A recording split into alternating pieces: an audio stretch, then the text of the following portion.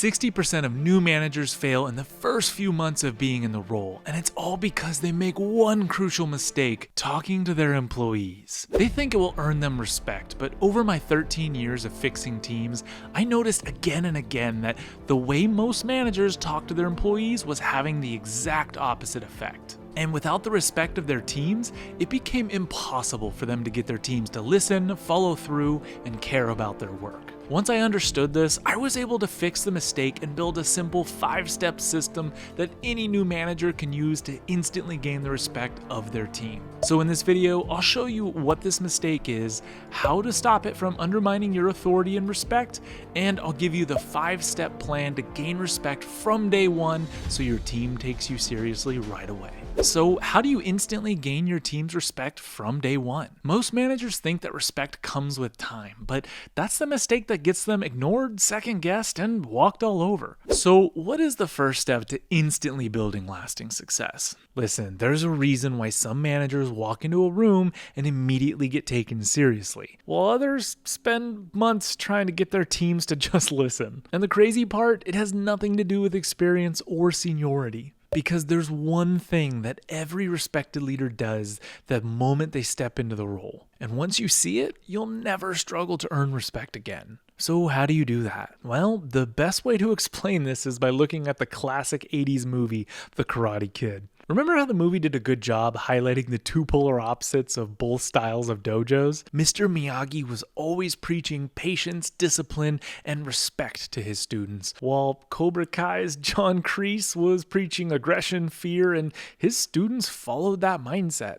Even outside the dojo, the students mirror their leader's temperament. And this is exactly how leadership works in the real world. Your team will copy your actions whether you want them to or not. So how can you use this to build respect? Well, it's simple. You set the standard first, because no one respects a leader who expects one thing from their team but does the exact opposite themselves. Your team will do as you do, not as you say. So here's 3 tips to start earning instant respect right now. Tip number 1, be early, not just on time. Nothing kills respect faster than a boss who's constantly late but expects employees to be punctual. Punctual. Show up 5 minutes early. Let them see that you hold yourself to the same standard. Tip number 2, outwork your team without micromanaging. No one respects a manager who sits back while the team grinds, but they also don't respect a boss who micromanages everything. So lead from the front. Be the first to take on tough tasks that have the biggest impact, but trust your team to do theirs. Tip number 3, stay calm under pressure. Have you ever seen a boss lose it over something small, flipping out over a mistake, yelling in front of the team, blaming employees when things go wrong? When things go sideways, you need to stay composed.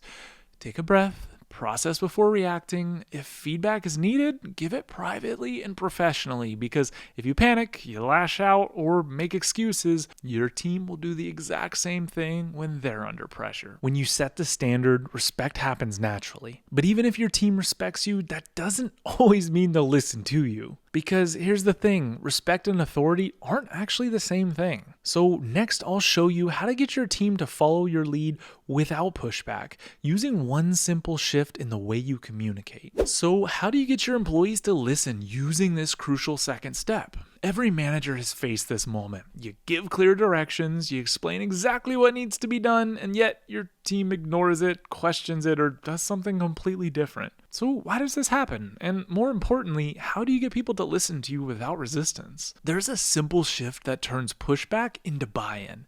The natural instinct is to double down, be firmer, be stricter, or demand compliance, but that creates more resistance. So how do you get people to listen? Well, let me ask you this. Have you ever played The Legend of Zelda: Ocarina of Time? If you have, then you probably remember Kapora Gabora, the talking owl. Every time he shows up, he dumps a wall of text on you, and let's be honest, no one's reading it.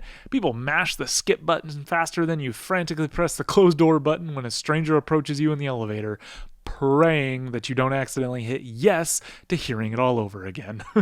This is exactly how most managers communicate. They think they're giving clear instructions. But in reality, they're just info dumping. And employees do exactly what players do with Kapora Gabora: zone out and skip through it. So what do you do if you want your team to actually listen and be involved? You have to stop talking to them and start talking with them. People don't support what they're told to do. They support what they help create. The more ownership they feel over a decision, the more likely they are to actually follow through. And the best way to make this happen? Turn instructions into conversations.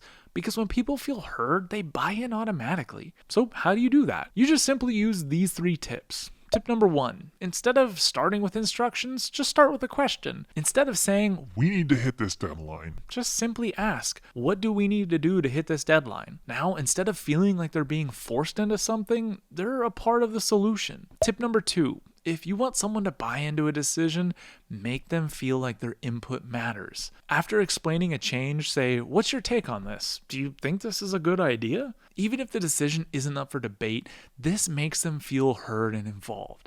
And when people feel like they have a say, they follow through, even if they don't love the decision. Finally, tip number 3, repeat back what they say when they do give criticism. People don't need to get their way, they just need to feel understood. If someone does push back, just simply say, so what I'm hearing is that you're concerned about this. That makes a ton of sense. Well, here's why we're doing it this way. This instantly diffuses resistance because now they feel like you actually listened. When you stop info dumping and start creating buy-in, your team will listen. But even if they follow your lead, there's still another challenge. How do you get them to stay accountable without you constantly having to watch over them? That's where this next simple step comes in. I'll show you how to build a culture of accountability where your team polices itself so you don't have to. So how do you get your team to follow through without that constant check-in? Tell me if this sounds familiar. You roll out a new rule, your team comes out strong, but then by next week, your team stops doing it.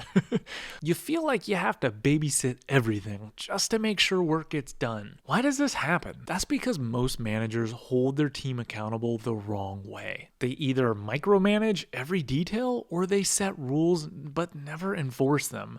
That just doesn't work. There's a simple way to get your team to hold themselves accountable without you having to chase them down. If you've ever played Jenga, you already understand how accountability works. Because the way most managers enforce the rules, well, it's like pulling the wrong piece in Jenga.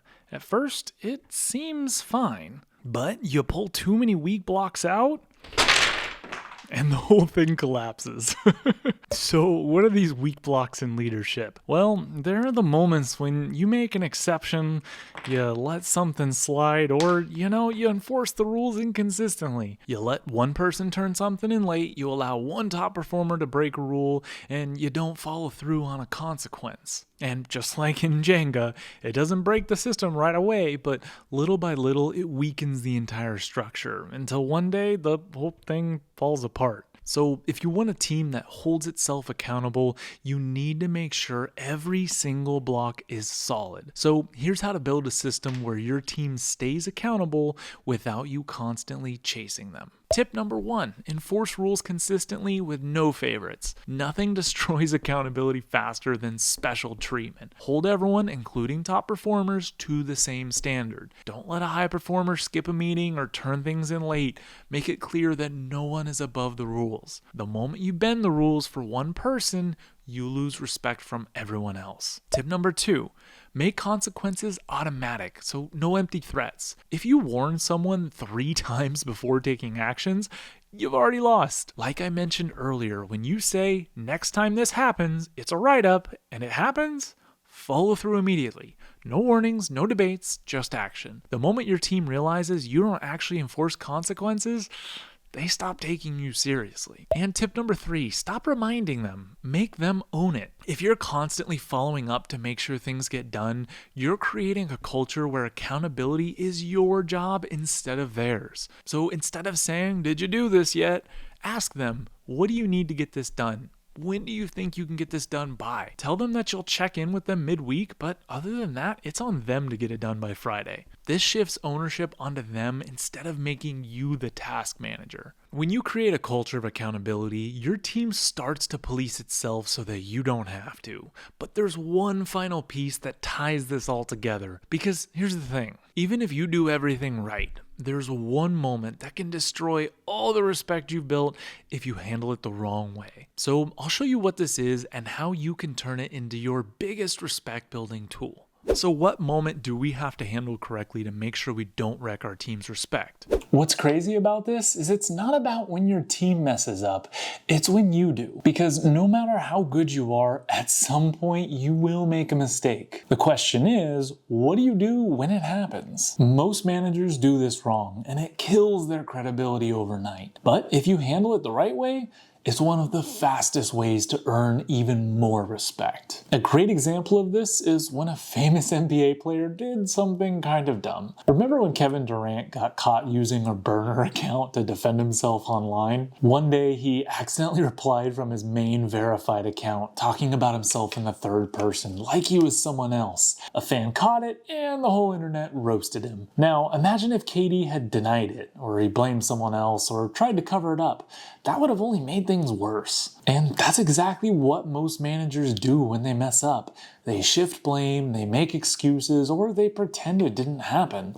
And when they do, their team loses trust in them. But KD did the opposite. He owned it. He admitted it was dumb, he laughed at himself, and because he handled it head on, the backlash faded pretty fast. And as a leader, that's exactly what you need to do. So if you ever have a situation where you mess up, follow the 3 A's of owning a mistake. Number 1, acknowledge. Admit the mistake up front.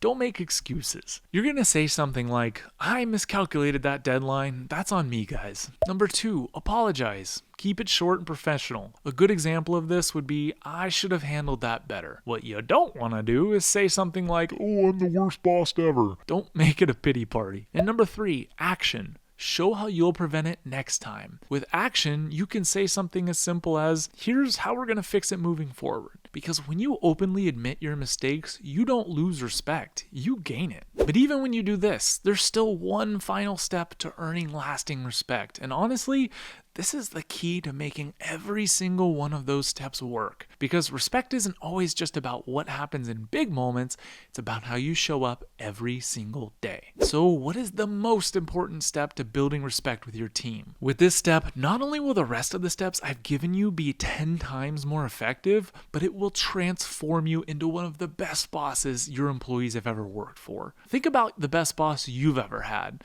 What made them great? Was it their skills, their experience, their authority? Probably not, because the best leaders aren't just respected. They're the ones their team would run through a brick wall for, and there's a reason for that. Because the secret to earning the deepest level of respect isn't about being the smartest person in the room, having the most experience, or controlling every little detail. It's about something far simpler. If you haven't watched Ted Lasso, you're missing out on one of the best examples of great leadership ever put on screen. Ted gets thrown into an impossible situation. He's a football coach turned into a soccer manager with zero experience in soccer. On paper, he should fail instantly, but he doesn't. Why? Because his real skill isn't in tactics, it's how he treats people. He connects with his team, he remembers the little things, and he checks in with them as people, not just employees. And because of that, when he pushes them, he holds them accountable or he has tough conversations, they respect him for it. Even if they don't like it in the moment. That's the secret. People don't follow bosses. They follow leaders who actually care. Most managers get this completely wrong. They either try to be their team's best friend and lose authority, or they stay distant and detached and they lose trust. But the best leaders strike the perfect balance. They're not overly friendly, but they genuinely care. And when your team knows that you care, they don't just respect you, they become loyal to you. So how can you be like Ted? Well, Ted tip number 1. Get to know your people beyond just work. The best leaders pay attention. They remember the small details, they ask about their lives, and they actually listen. Say things like, "Hey, how'd your daughter's game go this weekend?" Or, "Weren't you working on a side project? How's that going?" These tiny moments build trust faster than anything else. TED tip number 2, recognize effort, even the small wins. People want to be seen, and most managers only focus on what goes wrong. Call out small wins as much as big ones. Say things like, "Hey, I saw how you handled that client. That was solid." Or, "You've been putting in extra work lately, and it really shows. I appreciate it." A simple good job from a manager is more powerful than people realize. TED tip number 3. Be fair, be firm, and be consistent. Caring about your team doesn't mean letting things slide. It means holding them accountable because you care. So you need to set high standards, but show that you're on their side. This sounds like, "I know you're capable of better than this, and I want to help you get there." This isn't about punishment. It's about making sure you succeed. Because when people know you have their best interest at heart, even tough feedback becomes a form of respect. But here's the thing, even if you do everything right, time is your biggest enemy. Because let's be real, who has time to get to know their employees, build trust, and handle accountability perfectly, while also dealing with meetings, deadlines, and a never-ending to-do list? That's where the real challenge comes in. So if you feel too swamped to actually be the kind of leader you want to be, I'll show you exactly how to fix that. Click this video next where I show you a simple system that frees up hours of your time every single day.